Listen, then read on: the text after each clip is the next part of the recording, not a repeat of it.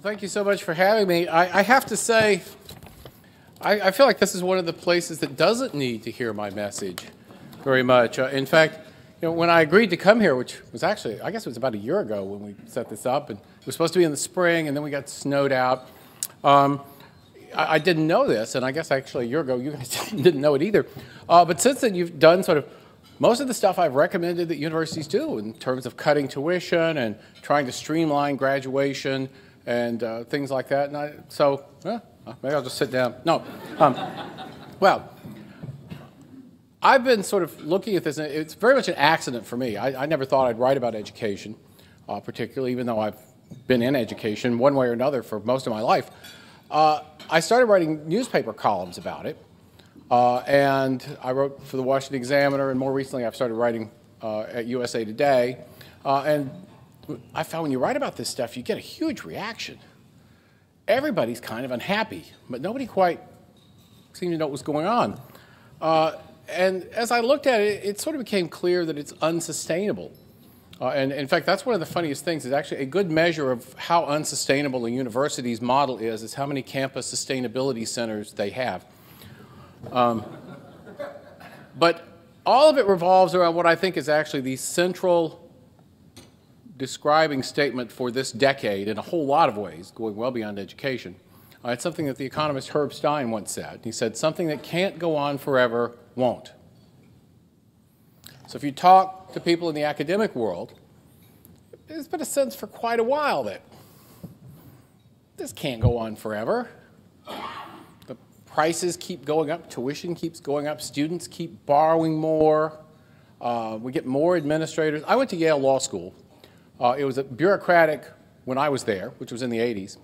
When I was there, though, it's this great building. They built this building during the Depression. They had a lot of money because they wisely cashed out of their stocks just before the stock crash. Maybe they had insider info. I don't know. So it's a city block with a nice quad in the middle, and two sides of it are law school classrooms and dining hall and library, and the others were dorms. And it was a great place to go to school. It was like living in the dorms, like being in Hogwarts. Well, now, 30 years later, almost, there are just the same number of students there were when I was there. There are no dorms. All the dorms have been converted into office space for people who didn't used to work there, but do now. And in fact, around the country, taken as a whole, administrators now outnumber teaching faculty. At many schools, they substantially outnumber teaching faculty.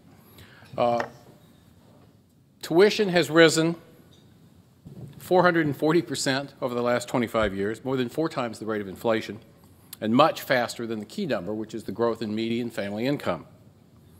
Something that can't go on forever, won't. That can't go on forever, won't. I started writing columns using the term higher education bubble because it looks like a bubble. It's not actually my original idea. It seems to have gotten its big start with an article in the Chronicle of Higher Education by Joseph Mark Cronin and Howard Horton back in 2009. But it seems very descriptive. A bubble happens when a lot of people think something is going to increase in value, and they want to get in, and they're willing to borrow money to do it. And to have a bubble, you have to have irrational enthusiasm, and you have to have lots of cheap money. And in the education world, we've got both. We have people piling into college because they think it is a ticket to guaranteed membership in the middle class, or better yet, the upper middle class. And we have federal student loans and other money that has made it relatively easy for colleges to do what every subsidized industry does, which is raise the prices to absorb the subsidy fully. It wasn't always that way. Before World War II, college education was sort of specialized. It was mostly seen as a place where rich people went. It was not seen at all as being necessary to success. And it was not a major marker for membership in the middle class. Most middle class people then hadn't gone to college and didn't go. After the GI Bill, after baby boomers hit colleges, after the Vietnam draft deferments associated with student status drew even more people into colleges, that kind of changed. And now we've reached a point where social norms actually favor college over better paying career paths. There are a lot of things you can do that are pretty much guaranteed to make you more money than most college degrees, but people don't want to do them. They don't want to be a plumber. They don't want to be an aircraft technician. It doesn't carry social status the way a college degree does. Meanwhile, on campus, faculties, well, they say education is the only product where consumers want to get as little as possible for their money. But it's also true that faculty come to universities to teach and then try to get out of it as much as they can.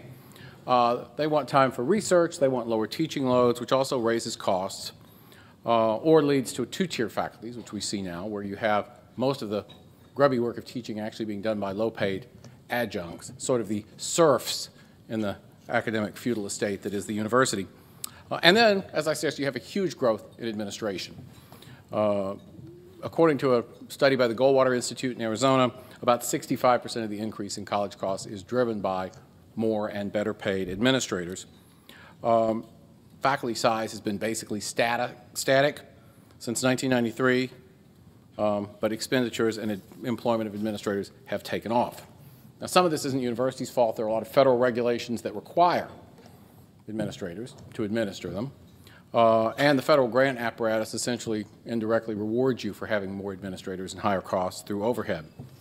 Also, the stock market did well for a long time, and universities felt rich, just like families felt rich when their houses were gaining in value during the same period, and it all seemed more sustainable. So we get a lot of stuff going on. Students are relatively price insensitive. For one thing, when you're deciding in college, you're usually 17. You don't really know what it's like to pay a mortgage, much less a student loan payment, much less a mortgage and a student loan payment. And universities started gold plating with the things that 17-year-olds do care about. Fancier dorms, fancier cafeterias, big athletic facilities. It's a cliche now that schools have rock climbing walls in their student center. The first one of those I saw really impressed me. Now, we're redoing our student center at Tennessee, and they decided not to have a rock climbing wall because everybody has those. So I don't know, we're getting jacuzzis or something, I don't know.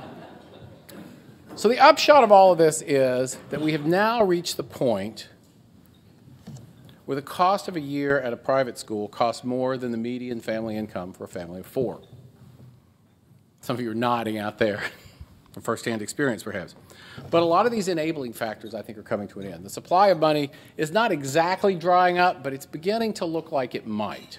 The federal government actually makes a big profit on student loans, but there is some resistance. President Obama has actually talked about excessive tuition, and they have got some plans which will at least allegedly punish schools for raising tuition too rapidly. More significantly, we're seeing changes in behavior on the part of potential students. They're beginning to become more price sensitive, and so are their parents. And they should be, because since 2000, the average wages of college graduates have declined after adjusting for inflation, even as college tuition has gone up. So when you calculate return on investment, things are screwed up. The investment keeps going up, the return keeps going down. That doesn't work. People's ability to borrow is topping out. People are beginning to catch on. Actually, the model I use, it's kind of unfortunate, but it seems to work. They did research back in the 80s during the beginning of the AIDS epidemic on what it took to get people to engage in safe sex. And it turned out what it took was somebody you knew getting AIDS. And it didn't have to be somebody you knew well. It could be a friend of a friend of a friend, as long as it was somebody you knew. Once that happened, you would change your behavior. Well, what's happening now is, for people applying for college, many of them have somebody they know, the older brother of a friend or something like that, who graduated college, has a lot of debt, can't get a job. Or can get a job but can't pay the debt with a job. Or can get a job and can kind of cover the debt but can't afford to get married or buy a house or do any other stuff you think you're going to be able to do when you get out of college. So you're starting to see some resistance. And then you see these news stories. There was a famous one in the New York Times about a woman named Courtney Munna. She'd gone to NYU, graduated with $100,000 in student loan debt, and had a degree in religious and women's studies that would not produce a job. And she was working as a photographer's assistant, making $2,300 a month, trying to service the student loans and not doing very well. They had another story about a veterinarian who had $320,000 in student loan debt, I believe it was making $45,000 a year. You can't do much in those situations. You also hear stories about people like breaking off the engagement when they find out how much debt the fiance has. When it makes its way into like the advice columns, Dear Prudence, you know that it's really reached. And in fact, you've got these lawsuits now, which so far haven't gone anywhere, particularly in my world of legal education, where people are suing the law schools saying, you lied to us, you falsified the placement information, and we relied on that and spent 6 figures getting a law degree from you, and now it turns out that wasn't true. It was fraud. And so far, the courts are not buying that, which the law school's defense, which is basically you should have known better than to trust a bunch of lawyers, doesn't seem to me to have good long-term results for my profession. But behavior's got to start changing, and people are going to start looking for alternatives. Now, what is that going to mean? Well, several things. More people are choosing cheaper pathways. They're going to the state university. They're going to community college for the first 2 years. They're going to online schools. They're skipping college entirely. Though it's interesting, the Washington Post had this article about people who had gone to college and couldn't get jobs, switching into blue-collar skilled trades, learning to be plumbers and electricians and things like that. And many of them actually liked it and said, I wish I hadn't wasted all that money in college. But they asked some guidance counselors why people were only figuring this out after they got out of college. And they said there's so much pressure on people to go to college. If you're a 17-year-old and your friends are saying, I'm going to college, and you say, I'm going to learn to be a plumber, people look down on you, even though if you do that, you'll have money instead of debt. Well, I think that'll change given time. I think those social norms will realign. The biggest thing, I think, is the growing consciousness of student loan debt as toxic. They used to tell you, if you watch the financial advice programs, that this student loan debt was different. It was good debt. And people took it sort of casually. When I was in law school, I had a friend who liked to live well but didn't have any money, and he did it on student loans. And he said, I like to think of it as lawyer Rob buying law student Rob a beer. Well, you know. Those beers get pretty expensive, though, when the interest piles up. And if you watch any of the pop financial advice shows like Susie Orman or Dave Ramsey or any of those, you find that they're now very down on student loan debt. So I think the consciousness is changing. The other thing is the output side isn't so great. You've probably heard of the study Academically Adrift about how much students actually learn in college, and the answer turns out to be not much. 45% of students, they found, didn't demonstrate any significant improvement in learning in the first 2 years of college, and 36% of students didn't demonstrate any significant improvement in learning over 4 years of college. This proves the truth of the old joke that college is a place where knowledge accumulates. Because freshmen bring some in with them, seniors take none away with them, therefore knowledge accumulates. So the rewards seem smaller and the costs seem higher, and that tends to produce a bursting bubble. So what are we seeing? Well, we're actually already seeing signs of this. We are beginning to see some small, expensive, not very well-known schools go bankrupt. We recently saw the credit agencies actually downgrading the credit of a number of fairly tony liberal arts schools because they felt their business model was unsustainable. We're seeing heavy tuition discounting in a lot of places, usually disguised as financial aid still, but not always. And a growing movement for alternate career paths, plus more emphasis in applicants on courses of study that might actually produce a job at the end. And the thing to watch for, and we're not really seeing this yet, but the real sign, just as with any company or industry, is when the insiders start bailing out. So far, we don't see professors and administrators leaving for private industry, but that would be something to watch. Well, what do you do to hedge, to protect yourself against a bubble? Well, when a bubble bursts, the people who get screwed are the people who have a lot of debt. Just like in the housing bubble, you thought your house was going to go up in value every year, so you bought a house that was really a little more than you could afford, but that's okay because in 5 years you'll be able to sell it at a big profit. Only when prices don't go up, you have a house that's more than you can afford and it's worth less than you owe. The same thing's true in other settings. Don't invest in a $400,000. I have a student, graduated a few years ago, who has about $400,000 in student loan debt. Now, she didn't get that from us particularly. She had an undergrad and a graduate degree from NYU before she came to our law school. But even when you work in the general counsel's office at an oil company and you make good money, $400 grand is a lot of student loan debt to carry, and it is a real burden on her. Don't do that. That actually holds for institutions as well. A number of schools have gotten in trouble. They've tried to offset decreased state support by borrowing money or issuing bonds in states where they're allowed to do that, and then they have trouble servicing those. Institutions should also avoid debts at this point. It's not the time to be spending a lot of money, even endowment money, on fancy buildings or frills. The demand just may not be there, particularly with, as I was discussing at lunch, the fact that the demographic of people going into college is going to shrink, and that would put stress on the system anyway. Well, bubbles are painful, but the thing about bubbles is the real damage is done during the boom, when money gets allocated into things where it wasn't really going to produce the benefit you hoped. The bust is just when you find out how much damage was done. The societal harm was too many people majoring in religious and women's studies and running up big debt to do so. Not the collapse of demand, once people figure out that's not a good thing to do.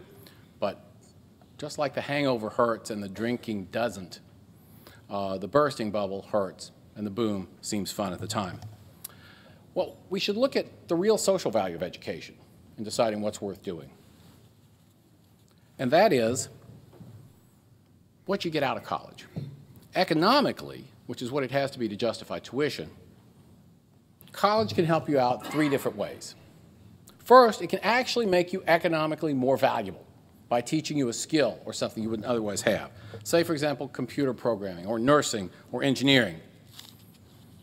Second, it may give you a credential that employers want. It makes them want to hire you more than if you didn't have the credential. Maybe not because it represents actual skills in this case, but just because it's a weeding tool, one that doesn't produce civil rights suits like, say, IQ tests might. A 4-year college degree, even if the person with it didn't actually learn anything, at least shows some ability to show up on time, perform as instructed, be around other people without killing them, all valuable traits in employees. And third, a college degree, at least an elite one, and maybe even not an elite one, may hook its holder up with useful social networks that can provide jobs and opportunities in the future. This is probably more true if it's a degree from Yale than if it's a degree from, say, Eastern Kentucky, but maybe not if you live in Eastern Kentucky. It's true everywhere to some degree. The thing about these 3 things is, of those 3 things, only one of them actually produces economic value for society, and that's the part about added skills and value. The others are just distributional. They're just about who gets the jobs and the goodies. They don't create any actual new goods. But if you look at how they sell college today, they seem mostly selling parts 2 and 3. And also the so-called college experience. My college experience involved beer and, well, never mind. That's nice, but is it really worth that much money? Post-bubble, students and employers and parents and lenders are going to have to focus more on education that fosters economic value. Now, college has other values. I don't want to sound like a Philistine. You can go to college to improve your mind and to make you a better person.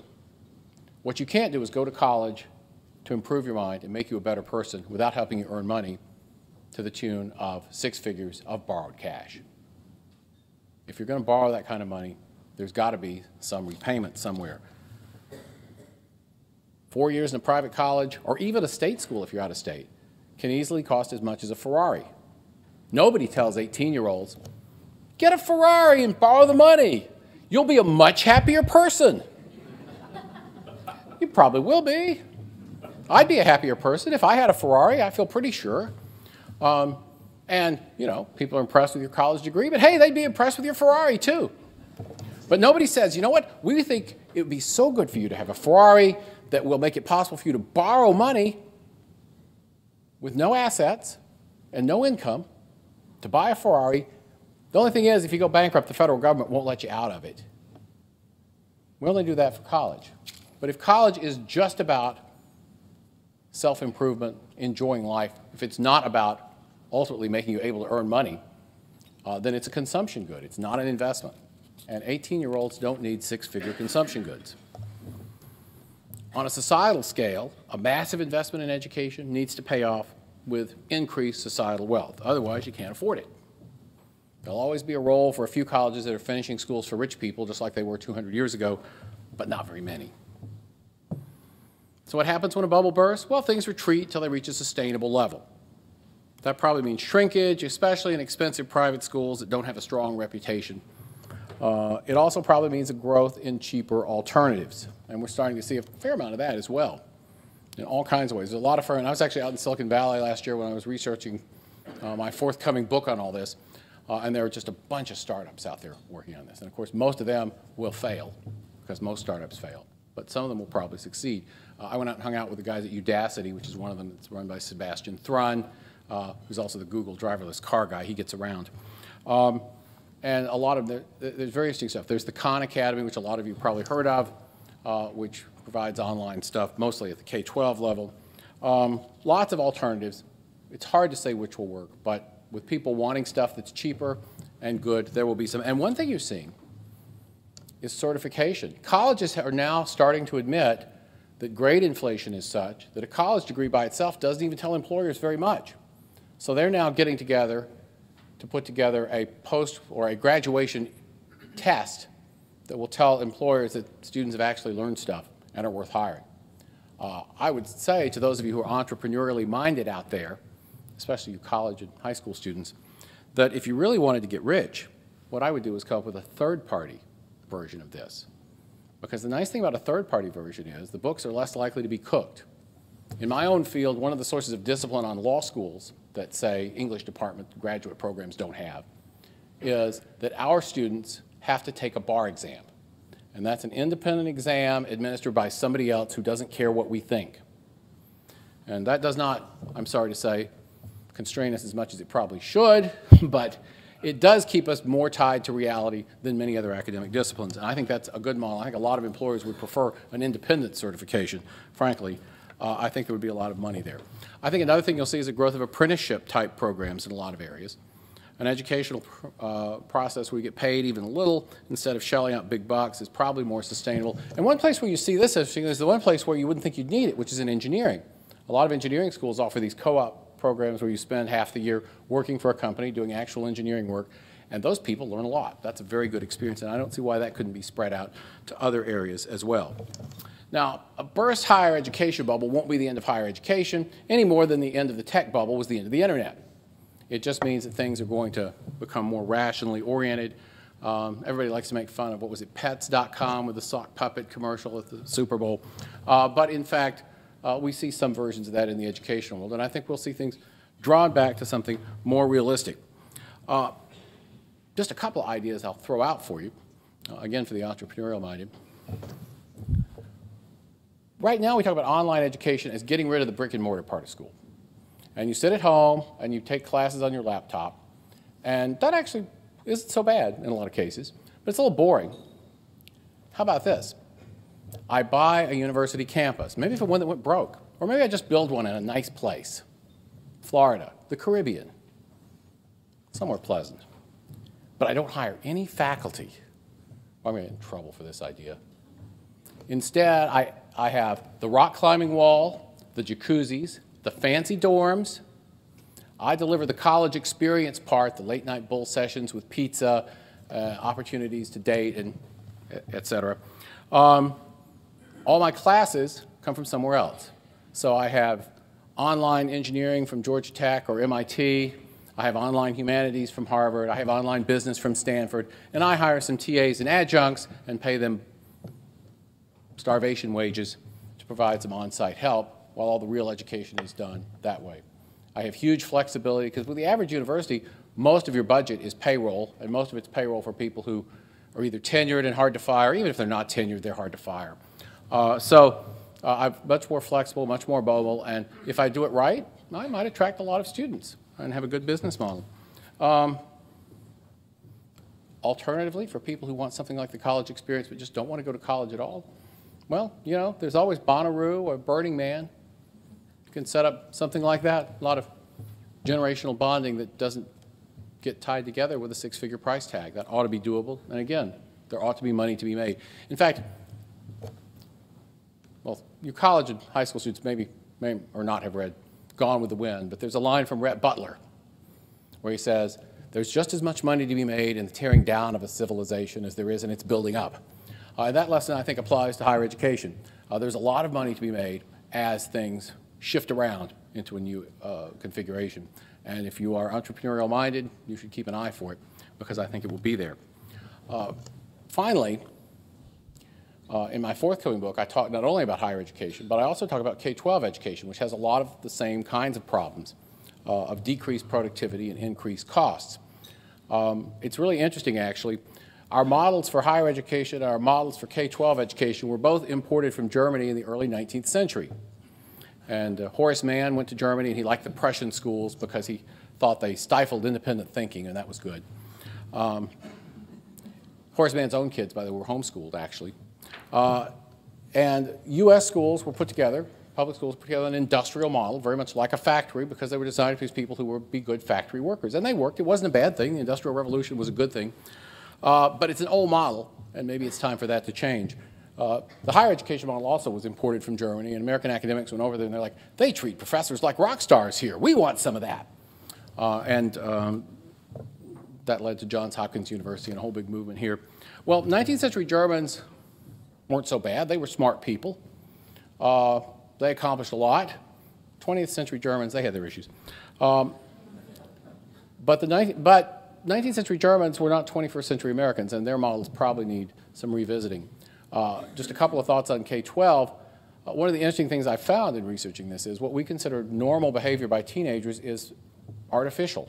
It didn't start to really appear until we started herding them together into high schools with other people their own age.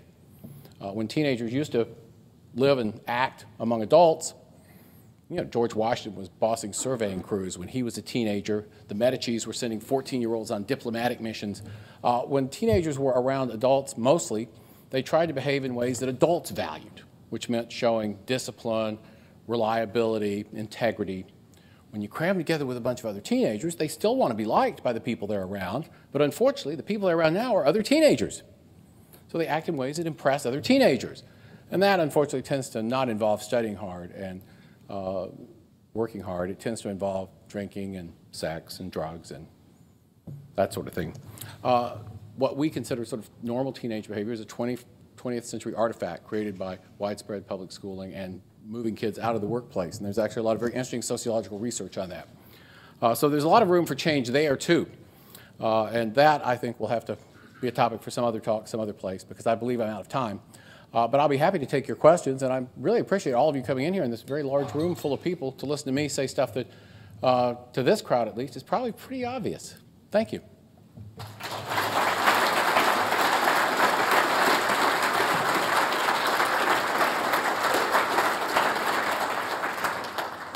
Thank you, Glenn, very much. Pursue that K-12 issue, though. You have online education in secondary schools that seems to be just blossoming in a serious way in the last 10 years or so. One of the reasons for that, it seems, is you can have more of an education. The wasted time in public schools that some parents talk about. This is my daughter. In fact, my daughter graduated high school early, and she started at one of the two really good local public high schools. But after she was about halfway into the semester, she said, I really want to quit and do online school. And I said, why?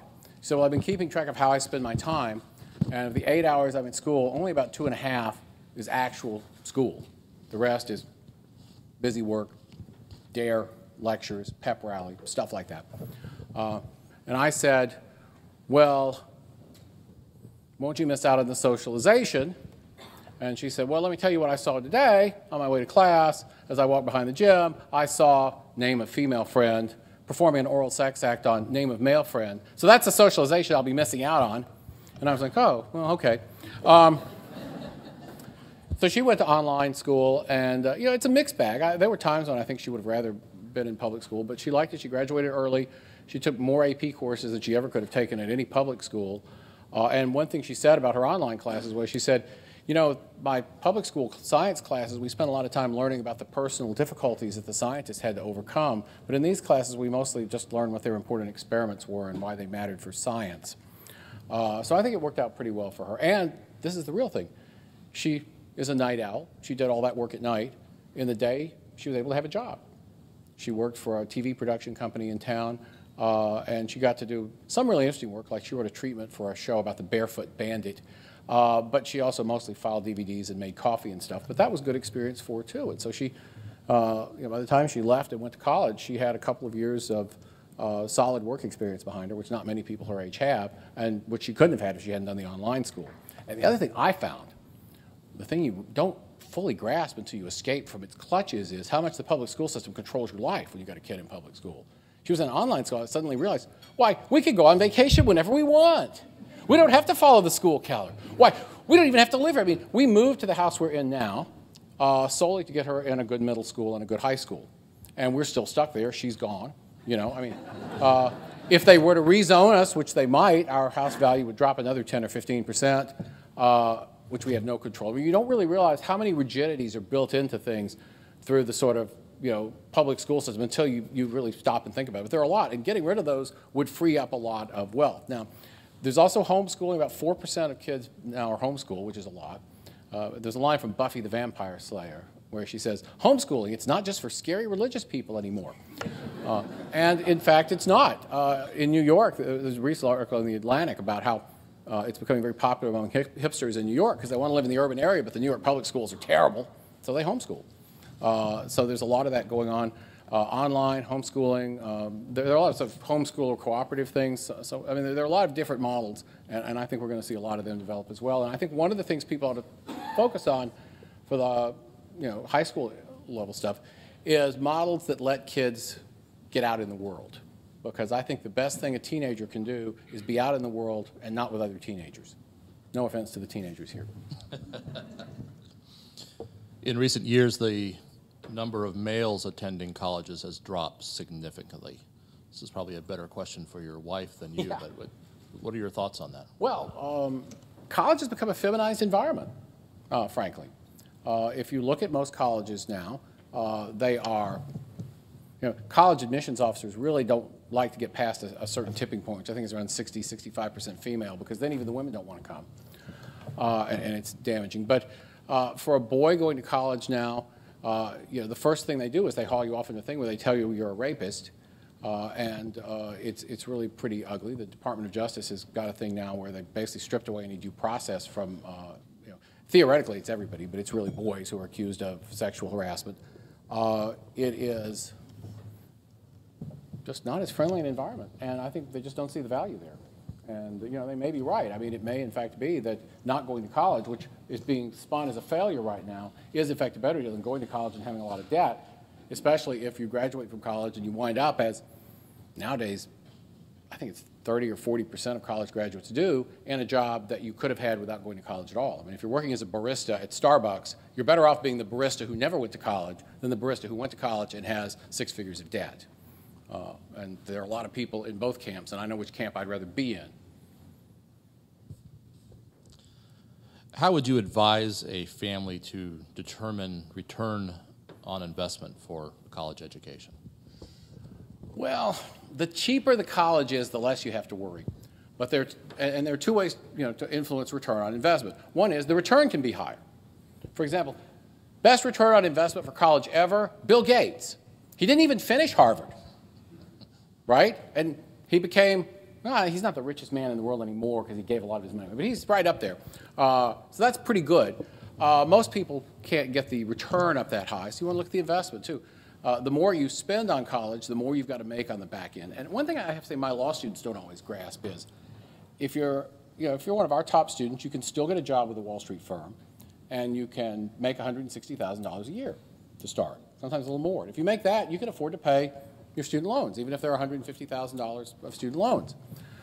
The problem is, you have to stay in that job. And you know why they pay so much in those jobs? Because people wouldn't do it if they didn't. One of my professors used to say, you know why garbage men and plumbers make a lot of money? Because people don't want to work with garbage and sewage, and you have to pay them a lot to do it. That's why they pay lawyers a lot. And of course, it's worse because big firms, if they know they've got you, they have even less incentive to be nice to you. And they don't have much incentive to be nice to you as a junior associate anyway, but you're really stuck there then. If I practiced law at a big firm for a few years. I actually liked it all right. But I could leave at any time. If I'd had that kind of debt, I wouldn't have been able to. And then you're stuck, and that's really bad. So it's not only making enough money to cover the debt, it's how you limit your career options by having to take jobs that can cover that debt, even if you can get them. Could you please comment on the drastic increase in postdoctorate, or I think this should be post-baccalaureate work, that students are told they must do to be eligible for employment? So graduate school. Well, you know, what's happened is there's been a lot of inflation. If you look back to the pre-World War II era, a high school diploma was really your entry ticket to pretty much any job. There were very few jobs, you know, except being like a physicist at the Weather Bureau or something, that really required a higher degree than a high school diploma. And if you look at what people learn, you know, there's this thing that floats around on Facebook or something, it turns out to be genuine, which is like a graduation exam from a high school in 1912 or something. It's hard. You have to know a lot of stuff. Most people in college wouldn't know that now. Well, right now, a college degree is basically now worth about what a high school diploma used to be. It's now just your bare entry ticket most of the time. And so to get what was the equivalent of the old liberal arts college degree, you have to go do something else. So one reason why people go to law school is that a law degree is the closest thing to the old liberal arts degree, only at a graduate level, that there is. And then after that, there's an MBA and a few other things. But you have to know math for MBAs. There's not even math on the LSAT anymore. This is a shrewd bit of marketing by law schools to lure the math phobes in. Also, we figure they don't ask as many questions about how much they're borrowing if they can't do the arithmetic to figure it out. So win-win. But I think that's the reason. And I think also, you know, college for all has sort of become our mantra. Well, if everybody goes to college, you got to have something else to distinguish yourself. And so people look for stuff. I think that's answering that question. Very good. Online education, can you talk a little bit more about that? Will it completely eliminate brick and mortar institutions, or what types of residential universities do you think are most likely to survive this bubble? Online education, I mean, the interesting thing is it's not really a killer app versus traditional liberal arts schooling so much. You know, everybody always says, well, an online class can never substitute for the experience of being in a seminar with 15 people talking about Plato's Republic, really animated. And that's true. I loved that.